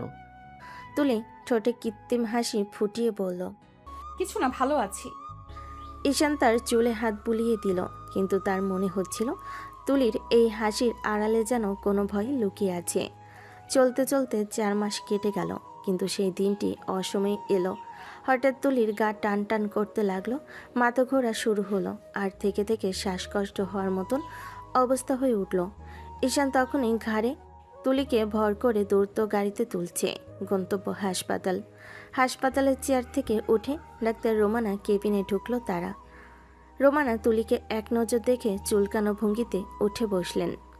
তার মুখে ছিল বোঝানোর ক্রোধ আর তাৎক্ষণিক আতঙ্কের মিশলে। তিনি কয়েকটি পরীক্ষা করে দাঁড়িয়ে ঈশানের দিকে চেয়ে বলেন, তুমি আগে থেকেই জানো না ওর সমস্যার কথা বলেছি আমি আগেই বলেছিলাম বাচ্চাটা নষ্ট করে দিতে হবে, তাতে ওর জীবন রক্ষা পেতে পারে। এখন দেখছি ওর অবস্থা দিনে দিনে খারাপ হচ্ছে। এভাবে আর চললে আমরা কিছুই করার মতো সময় পাবো না। ঈশান প্রথমে কিছু বুঝতে পারল না, কণ্ঠে কেঁপে ধরে বলল, আপনি কি বলছেন ডাক্তার? রোমানা চোখ কুচকে মুখে কঠোরতা এনে বললেন, আমি কি ভ্রান্ত বলেছি? তুমি কি জানো না যে ওর উপর পূর্বে জরায়ুতে অপারেশন হয়েছে? সেখানে পাথরের মতো কিছু ছিল। আমরা ওকে জানিয়েছিলাম তুলি যেন কখনই গর্ভে সন্তান রাখা ঝুঁকি না নেয়। বাচ্চা গর্ভে থাকলে এই শরীরটা তার কি পরিস্থিতি হবে তা বলা কঠিন অনেক, কিন্তু স্পষ্ট তুলির ক্ষেত্রে জন্ম দিলে মারাত্মক ঝুঁকি আছে। ঈশানের মাথার উপর যেন আকাশ ভেঙে পড়ল। কথাগুলো কানে ঘুরতে লাগলো। পূর্বের অপারেশন, সতর্কবার্তা, আর এখন তুলি বাঁচাতে পারবে না এমন আশঙ্কা। সে দীর্ঘক্ষণ চুপ করে দাঁড়ালো। বুক ভেঙে গেল, হাত কেঁপে উঠল। কাঁধে থাকা তুলিকে আরো শক্ত করে জড়িয়ে ধরে চোখে অকর্ণেই বারবার জল উঠে এলো। হাসপাতালের সাদা দেওয়ালে রোমানার কথা ছিল জরুরিভাবে সিদ্ধান্ত নিতে হবে, আর ঈশানের মনে কেবল একটু আওয়াজ, কেন আমি জানিনি, কেন আমি শুনিনি, কেন আমি সময় মতো বুঝতে পারিনি। বাস্তবতা এত নিঠুর যে শব্দগুলো নড়বড়ে হয়ে পড়ল। হুড়োহুড়ি, মন খারাপ আর এক অপ্রত্যাশিত ভয়ে তুলি বাঁচবে কিনা, না হলে কেমন করে তারা এখন থেকে এগোবে। এসব প্রশ্ন ঈশানের মনের মাঝে ধ্বনিত হতে লাগলো। হাসপাতালের কেবিনে নিস্তব্ধ বাতাস হঠাৎ ভারী হয়ে উঠল। তুলিকে বেডে শুইয়ে দিয়ে ঈশান হঠাৎ দুহাত দিয়ে মাথা চেপে ধরল। মুখ লালচে হয়ে গেছে, চোখে রক্তিম ভাব। কিছুক্ষণ নিঃশব্দ থাকার পর হঠাৎ গর্জে উঠল সে। আপনি আপনি বাচ্চাটা নষ্ট করে দেন ডাক্তার, আমার বাচ্চাকে চাই না আমি। তার গলাটা যেন ভেঙে যাচ্ছিল, চোখে জল জমে গেছে। আপনি কি পাগল হয়ে গেছেন নাকি? এত বড় বাচ্চাকে এখন কিভাবে নষ্ট করব? এই পর্যায়ে বাচ্চা নষ্ট করলে তো এমনিতেই মরে যাবে আপনার স্ত্রী। ওর শরীর সে ধাক্কা নিতে পারবে না। আমি আমার তুলিকে চাই। তাহলে আমি কি করব ম্যাডাম, বলুন না, আমি কি করব এখন? আমি তো কিছুই বুঝতে পারছি না। এখন আর আমাদের কিছু করার নেই, চিকিৎসা চলবে, যতটা সম্ভব চেষ্টা করব, কিন্তু শেষ পর্যন্ত সবকিছু আল্লাহর হাতে। যা করার তিনিই করবেন, সবটা আল্লাহর হাতে ছেড়ে দিন। ঈশান তক্ষুনি যেন একেবারে ভেঙে পড়ল, চেয়ারে বসে পড়ল, দুহাত মুখে চাপা দিয়ে নিঃশব্দে কান্না। বুকের ভেতর চাপা হাহাকার বেরিয়ে এলো ফিস ফিস করে। হে আল্লাহ, আমার তুলিকে বাঁচিয়ে নিন, আমার কিছু চাই না। রোমানা পাশে দাঁড়িয়ে এক মুহূর্তের জন্য কিছু বলতে পারল না। চারিদিক নিস্তব্ধ, শুধু ঈশানের হাহাকারে প্রতিধ্বনি আর তুলির নিঃশ্বাসের শব্দ। যেন হাসপাতালের কোলাহলের ভেতর এক অদৃশ্য যুদ্ধ শুরু হয়েছে জীবন আর মৃত্যুর মাঝে। রাতের হাসপাতালে কেবিনে শুধু সাদা আলোটা নিস্তেজ হয়ে ঝুলে আছে। তুলির দুর্বল শরীর বেডে হেলান দিয়ে শুয়ে আছে। বাইরে থেকে শুধু হালকা আওয়াজ আসে, নাইট ডিউটি নার্সদের হাঁটার শব্দ, দূরে করিডোরে চুপচাপ ডাক্তারদের ফিসফিস, আর কেবিনের ভিতর চুপচাপ কান্নার এক অদৃশ্য স্রোত। ঈশান ধীরে ধীরে তুলির পাশে এসে বসলো। দু চোখ লালচে ভিজে গেছে। তুলি এক পলক তার দিকে তাকিয়ে মুখ ঘুরিয়ে নিল। তুমি আমার কাছ থেকে এত বড় সত্যিটা কেন লুকালে তুলি? তুমি কি আমাকে বলতে পারতে না এই সত্যিটা? তুমি কেন আমাকে না জানিয়ে বাচ্চা রাখার সিদ্ধান্ত নিলে? যদি আমাকে জানাতে, আমি বাচ্চাটা নষ্ট করে দিতাম। আমি চাইনি তুমি সেই খুশিটা হারিয়ে ফেলো ঈশান। তুমি যে খুশি হারিয়েছিলে বাচ্চা হওয়ার খবর শুনে, আমি সেই হাসি মুছে ফেলতে পারিনি। আমি সারা জীবন তোমাকে খুশি দেখতে চাই। ঈশানের চোখে পানি জমে ওঠে। সে ধীরে ধীরে তুলির হাতটা নিচের দুহাতে নিয়ে বুকে চেপে ধরে। তুমি ভাবলে কি করে তোমাকে ছাড়া আমার জীবন সুখী থাকবে? তুমি যদি চলে যাও আমি কিভাবে বাঁচবো? এত বড় ঝুঁকি তুমি কেন নিলে তুলি? আমি থাকি আর না থাকি, আমি তোমাকে বেঁচে থাকার মানে দিয়ে যাব। ঈশান, যার দিকে তাকিয়ে তোমার বাঁচতে ইচ্ছে করবে সে থাকবে। আমি শুধু চাই তুমি বেঁচে থাকো, হাসো। ঈশানের বুক কেঁপে ওঠে। সে তুলিকে নিজের বুকের সাথে জড়িয়ে নেয়। চোখের জল থামাতে পারে না। আমি তোমাকে খুব ভালোবাসি তুলি। আমি তোমাকে ছাড়া কিছু দিয়ে থাকতে পারবো না। তোমাকে ছাড়া কিছুই নেই আমার। আমিও তোমাকে খুব ভালোবাসি ঈশান। আল্লাহ জানেন ভাগ্যে কি লিখে রেখেছেন। যা হবে তিনি জানেন। দুজনে চোখের পানি এক হয়ে যায়। কেবিনের নিস্তব্ধতা নেমে আসে। শুধু দুজনের হাতের উষ্ণতা আর বুকের ধুকপুকানি, যেন তারা দুজন মিলে ভাগ্যের সঙ্গে লড়াই করছে। বাইরে করিডোরটা নিরুপার ভারী হয়ে আছে। চারপাশে শুধু হাসপাতালের যন্ত্রপাতির শব্দ। তুলি বোনটা হঠাৎ চেয়ার থেকে উঠে দাঁড়িয়ে কাঁদতে কাঁদতে তুলির মায়ের দিকে তাকালো। মা, তুমি আমাকে আগে জানাওনি কেন? আমার বোনটার এত বড় অপারেশন, আর তুমি একটাও কথা বললে না আমার সঙ্গে। আমার থেকে এত বড় সত্যিটা কেন লুকালে? আমি আগে জানলে আমি তুলিকে কিছুতেই বাচ্চা নিতে দিতাম না। মা, আমি আমার বোনটাকে এই ঝুঁকির মুখে ফেলতাম না। এখন আমি নিজেকে কিভাবে ক্ষমা করব বলো? তুলির মা মুখ নামিয়ে ফুঁপিয়ে উঠলেন। তার চোখ দুটো লাল আর ভেজা। কিছু বলতে গিয়েও কথা আটকে যাচ্ছে গলায়। একসময় ঈশানের মা ধীরে ধীরে এগিয়ে এসে তুলি বোনের কাঁধে হাত রাখলেন। বৌমা, কান্না করো না মা, সবকিছু আল্লাহর হাতে। আমরা কেউ জানি না কি হবে। আল্লাহ যা ভাগ্যে লিখে রেখেছে তাই হবে। আমাদের কারো কিছু দরকার নেই। তুলির বোন আরো জোরে ফুঁপিয়ে উঠল। আমার ছোট বোনটার এত বড় বিপদ কেন হলো আল্লাহ? তুমি ওকে ভালো করে দাও, ওকে বাঁচিয়ে রাখো আল্লাহ। তুলিমা কান্না লুকিয়ে মেয়ের হাত ধরল। সবে মিলে চুপচাপ চোখের পানি নিয়ে বসে থাকলো। ডাক্তার রোমানা কেবিন থেকে বের হয়ে ধীর পায়ে ঈশানের দিকে এগিয়ে এলেন। ঈশান ছুটে গিয়ে ডাকলেন, ডাক্তার ম্যাডাম, আমার তুলির কি হয়েছে? কবে ওকে বাড়ি নিয়ে যেতে পারবো? ডাক্তার রোমানা একটু থেমে গম্ভীর নিঃশ্বাস নিলেন। আমরা তুলিকে এখন রিলিজ দিতে পারবো না মিস্টার ঈশান। অন্তত এই কয়েকটা মাস ওকে হাসপাতালেই রাখতে হবে। ও চিকিৎসা চলবে এখানেই। বাড়িতে গেলে এই অবস্থা সামলানো সম্ভব নয়। বাড়িতে হাসপাতালের মতো সার্বক্ষণিক যত্নও দেওয়া যাবে না। ঈশান হঠাৎ ঘাবড়ে গিয়ে ডাক্তারকে শক্ত গলায় বলল, আপনার যা দরকার তাই করুন ডাক্তার ম্যাডাম। যা খরচ লাগে লাগুক, আমি সব করব। শুধু আমার তুলিকে ভালো করে দিন। ভালো খারাপ আমাদের হাতে নেই মিস্টার ঈশান, সবই আল্লাহর ইচ্ছা। আমরা শুধু চেষ্টা করতে পারি। অন্তত আশা করছি আপনার বাচ্চাটাকে বাঁচাতে পারবো। ঈশান যেন বিদ্যুৎ খেয়ে গেল, চোখ লাল হয়ে উঠল। আপনি কি যা তা বলছেন? আমি আমার তুলিকে চাই। বাচ্চা না থাকলেও আমার আপত্তি নেই। আমার তুলি বেঁচে থাকুক, আমি ওকেই চাই। ডাক্তার রোমানা একটু শক্ত হয়ে উত্তর দিলেন, মিস্টার ঈশান, আমরা আমাদের সর্বোচ্চ চেষ্টা করব। বাকিটা আল্লাহর ইচ্ছা। আমরা ডাক্তার, আমরা চেষ্টা করতে পারি, কিন্তু জীবন মৃত্যু আল্লাহর হাতে। ঈশান ধপ করে বেঞ্চে বসে পড়ল, মাথা দু হাতের ভেতর ঢুকিয়ে কাঁপতে লাগলো। ওর চোখ থেকে গড়িয়ে পড়ল অঝোর অশ্রু। ঈশান ধীরে ধীরে তুলির কেবিনের দরজা ঠেলে ভেতরে ঢুকলো। মিলান আলোয় তুলি হেলান দিয়ে শুয়ে আছে, ক্লান্ত শরীর, কিন্তু মুখে সেই চেনা মায়াবী হাসি। ঈশান এগিয়ে গিয়ে তুলির হাত দু হাতের মুঠোয় নিয়ে বসলো। তার চোখে অঝোর অশ্রু, কণ্ঠ কাঁপছে। তুলি, আমি তোমাকে ছাড়া কিছুতেই থাকতে পারবো না। তুমি আমাকে একা করে দিও না প্লিজ। তুলি চমকে উঠে চোখ বড় বড় করে তাকালো। ঈশানের কাঁপা কণ্ঠ শুনে বুকটা হালকা কেঁপে উঠল। ধীরে ধীরে হাত বাড়িয়ে ঈশানের মুখ ছুঁয়ে দিল। আরে বোকা, কাঁদছো কেন? আমি কি মরে গেছি নাকি যে এত কান্না করছো? ঈশান তুলির হাত আরো শক্ত করে ধরে ফেলল। চোখের জল গড়িয়ে পড়ছে তুলির আঙ্গুলে। আমি ভয়ে আছি তুলি। আমি শুধু তোমাকেই চাই, আর কিছু নয়। তোমাকে হারানোর ভয়টা আমাকে পাগল করে দিচ্ছে। তুলি মুচকি হেসে মাথা নাড়ল। ভয় পেও না, আমি আছি।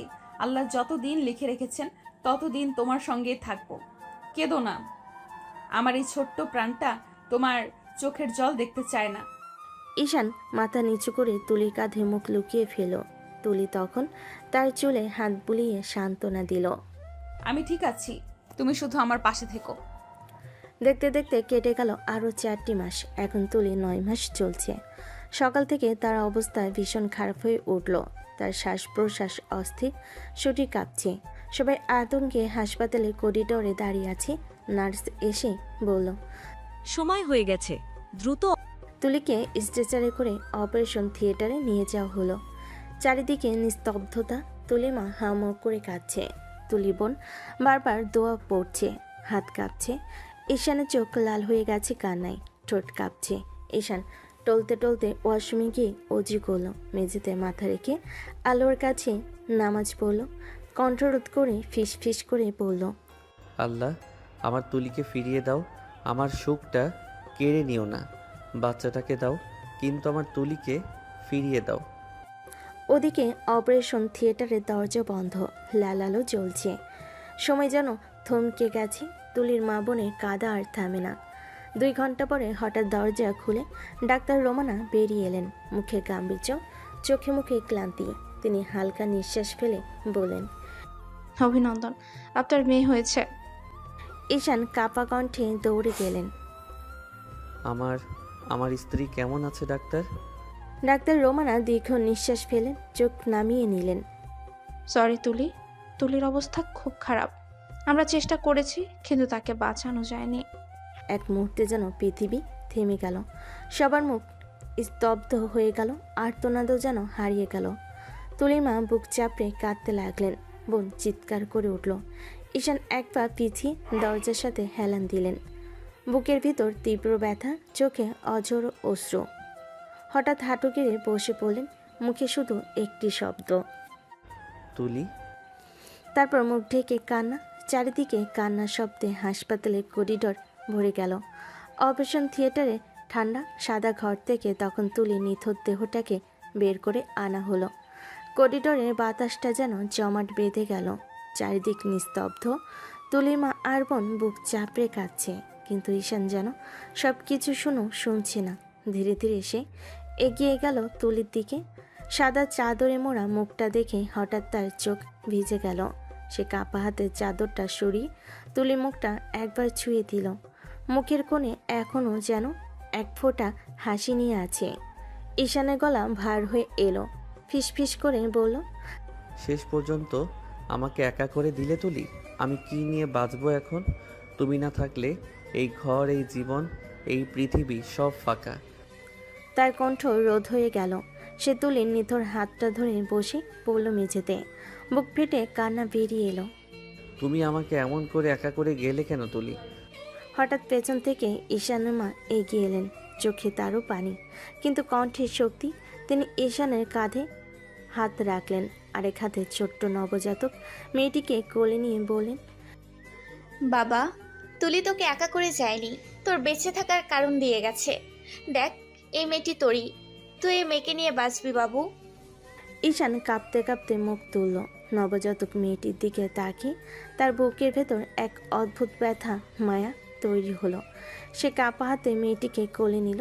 মেয়েটির ছোট্ট আঙ্গুলগুলো তার শার্ট আঁকড়ে ধরল। ঈশানের চোখে তখন ঝাপসা জল। সে ফিসফিস করে বলল, তোর জন্য তো আমাকে বাঁচতেই হবে মা।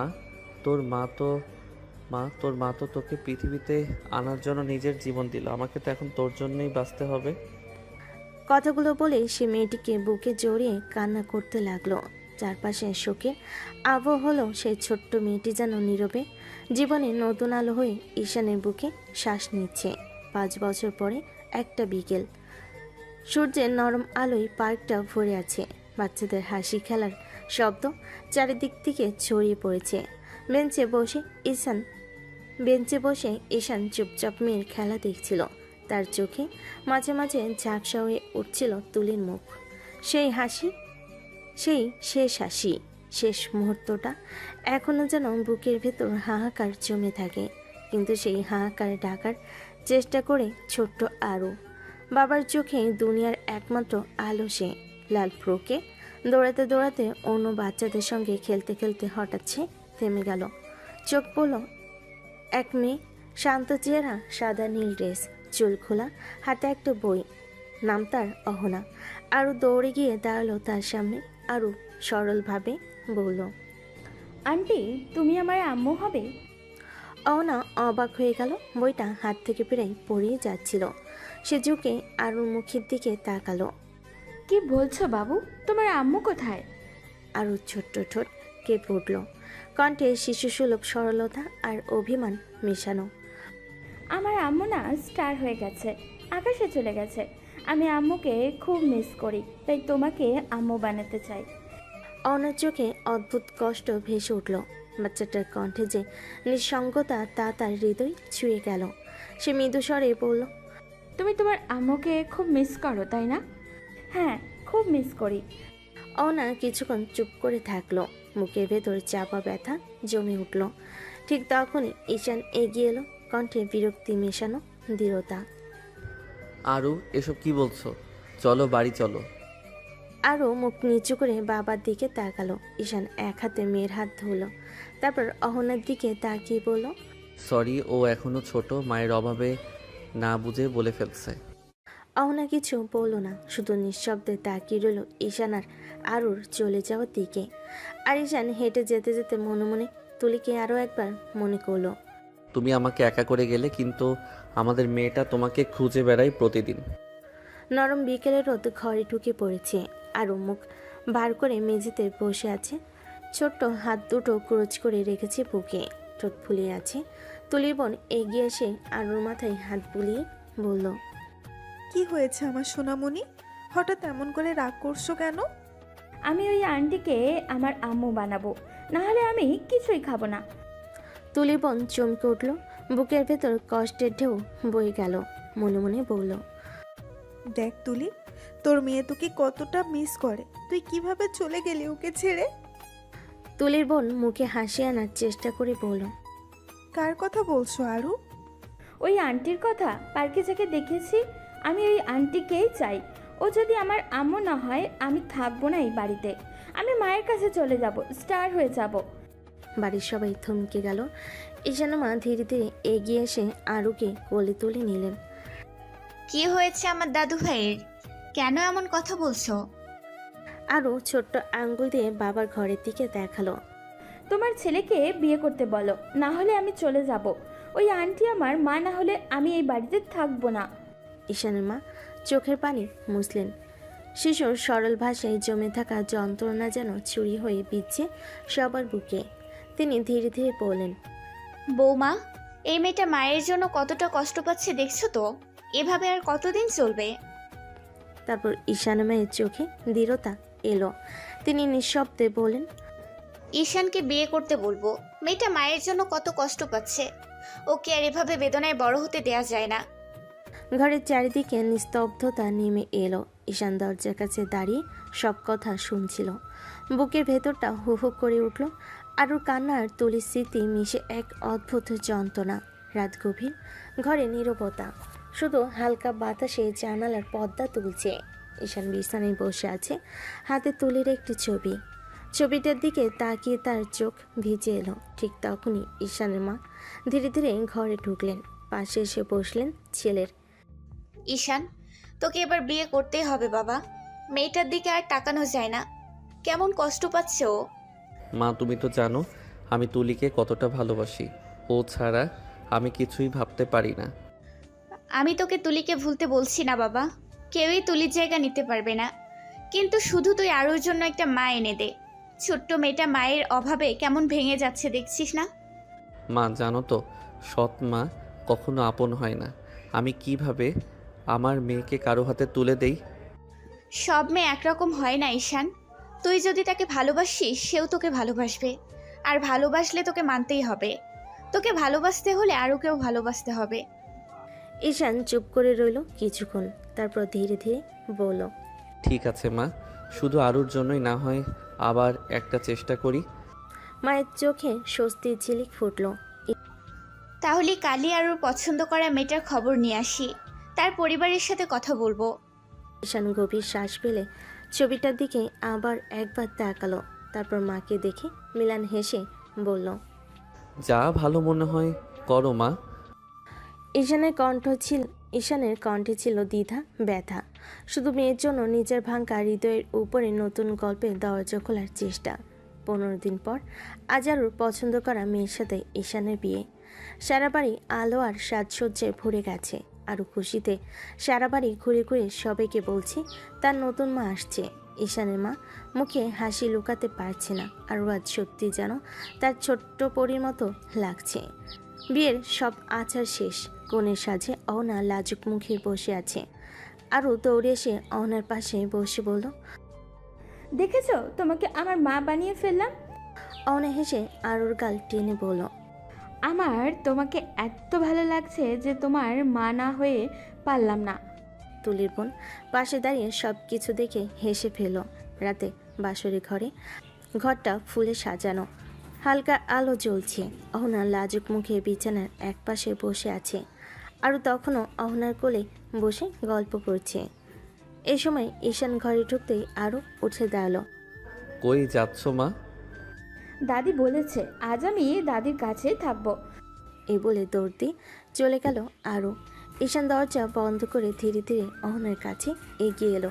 চোখে এক ধরনের শান্তি আর কৃতজ্ঞতা। আমি আমার মেয়ের জন্য এই বিয়েটা করছি, আপনি জানেন নিশ্চয়ই। অহনার ঠোঁটে দুষ্টু হাসি এনে বলল, আমিও আপনার মেয়ের জন্যই বিয়েতে রাজি হচ্ছি। না হলে আপনার মতো বুড়ো ব্যাটাকে কে বিয়ে করবে, কোন দুঃখে? ঈশান এক মুহূর্তের জন্য অবাক হয়ে ওর দিকে তাকিয়ে রইল। তারপর মনে মনে খুশি হলো, অন্তত এই মেয়েটা আরুকে মেনে নিয়েছে। অহনা ধীরে ধীরে উঠে এসে ঈশানের সামনে দাঁড়ালো। তারপর আচমকা দু হাতে তাকে ধাক্কা দিয়ে পিছনে ফেলে দিল। ঈশান চমকে উঠে বলল, আরে কি করছেন আপনি? অহনা ঠোঁট বাঁকিয়ে দুষ্টু হেসে কাছে ঝুঁকল। কেন, শুধু মেয়েকে ভালোবাসলে হবে নাকি? মেয়ের বাবাকেও তো ভালোবাসতে হবে। ঈশান অসহায় মুখে তাকিয়ে রইল। দেখেন, আমার সময় লাগবে। 5 বছর তো সময় নিয়েছেন, আর কত সময় নেবেন? এখন আর কথা নয়, এখন শুধু ভালোবাসা। এই বলে অহনা ঝুঁকে গিয়ে ঈশানের ঠোঁটে নরম কিস বসালো। ঈশানের বুকের ভেতর কেমন যেন ঝড় বয়ে গেল। এতদিন পরে নারীর শরীরের উষ্ণ স্পর্শে তার সমস্ত বাঁধ ভেঙে গেল।